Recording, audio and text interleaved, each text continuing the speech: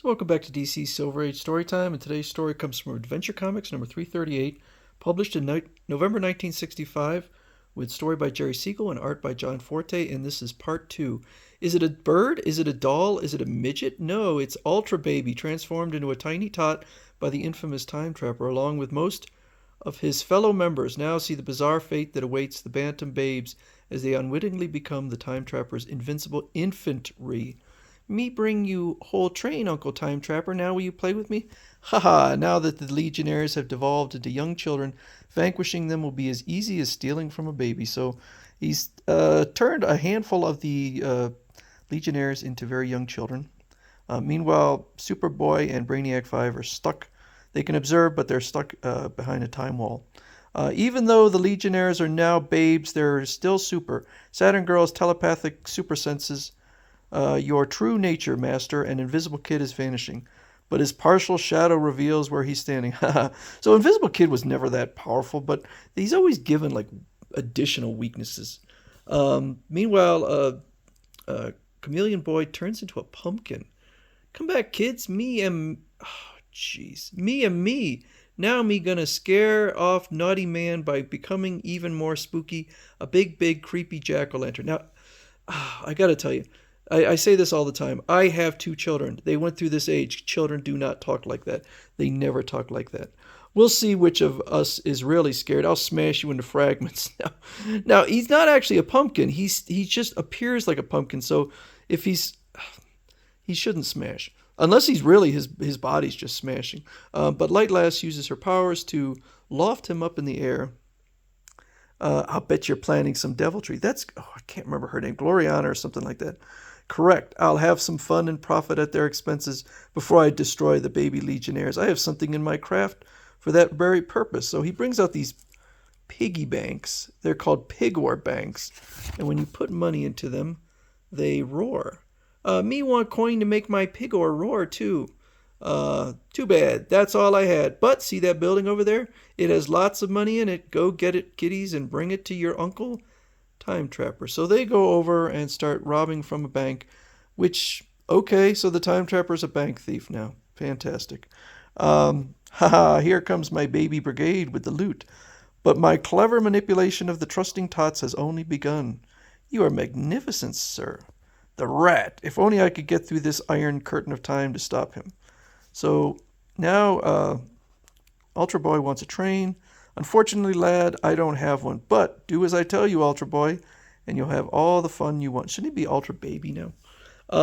So he goes over, grabs the train, and meanwhile he has Light Lass go and steal the only existing model of the most lifelike robot ever created by our technicians. So she steals that. And now he wants them to steal these jelly beans.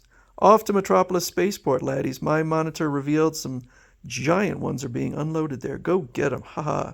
So they go steal these clearly not jelly beans. These are space jewels. Starboy uses his powers to plunge them into the Earth. Meanwhile, Invisible Boy trips these guys, which at his weight seems unlikely. Ultra Boy is down there and he catches them. I feel like there was an easier way to do that. Haha, here comes my infantry squad. It was your beauty that inspired me. Please remove your gloves so I may kiss your exquisite hand of Glorith of Baldur. Certainly, sires. Ha, my charms have enslaved the greatest villain of them all. But he puts the hourglass in her hand, which devolves her. But she goes all the way to slime. Haha, instead of having sublime beauty, you are now revolting slime. You have paid the supreme penalty for fumbling the task I assigned you. Now I'll take back the Force Barrier Ring. So I'm not sure why he created Glorith of Baldur just to kill her, but she will return. But I think it might be a while. I'm not sure when. Come, kiddies, to another world where there are lots more fascinating toys and lots of candy goodies. We'll follow as best we can through the Legion craft. Although the Legion craft can't pierce the Iron Curtain of Time, we can navigate across space. So he says, thank you for unloading the things I had you gather. Your infantile minds can't comprehend this world contains one of my many secret lairs. I have an underground lab here. I don't know why he's telling him that, but he believes that now that they're off that planet, they'll turn into blobs or slime themselves. So now they figure out that no, they're not jelly beans. Um, but Element Lad changes the Time Trapper's ship into candy, which, oh, jeez, I don't think that's how his powers work. And then Matter Eater Lad and the other kids just eat it. Ah, that accursed Element Lad transformed my vessel into candy. Matter Eater Lad and the others are gobbling it. Now I'm stranded on the remote planet. Ugh, things couldn't possibly be worse. They are worse now that the iron mechanism which created the Iron Curtain of Time has been eaten up by my craft. The barrier is gone. The Legion vessel containing Superboy and Brainiac 5 is materializing. You rotten skunk. You'll pay for the crimes against the Legionnaires. Me fine toy, uncle. Look. So, the Time Trapper's now looking very cowardly. Don't hit me, Superboy. Please, listen.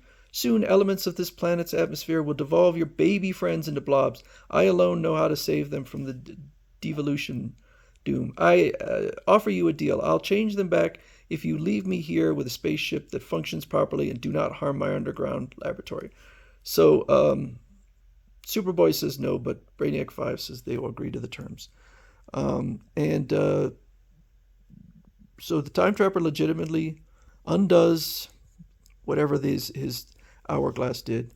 Since we made a deal, I'll spray the youngsters with this chemical, which will counteract the radiation that changed it.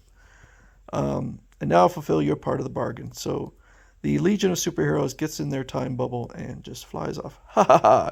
Goodbye, Legionnaires. You escaped me this time, but I'm free to destroy you next time. Ha ha! See how he gloats, Brainiac 5, even to save our buddies. How could you make a deal with an evil mastermind who may yet enslave the cosmos after he flees the world where we left him? Keep watching the monitor, Superboy. Suddenly a great impenetrable time barrier cone has engulfed the Time Trapper spacecraft. But how? While we were there, I saw that Star Baby had found a toy. That toy is really the Trapper's force barrier ring, which he had loaned Glorith. I'll adjust its timer, then focus it so it unleashes a barrier after we leave that will imprison his spaceship. We kept our word. He has a spaceship, but can't use it. It serves him right for transforming our chums into a criminal infantry. Ha ha ha, you outfoxed him. As easily as taking candy from a baby. Ha ha ha. I hate this story.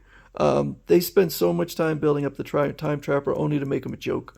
And a small-time criminal.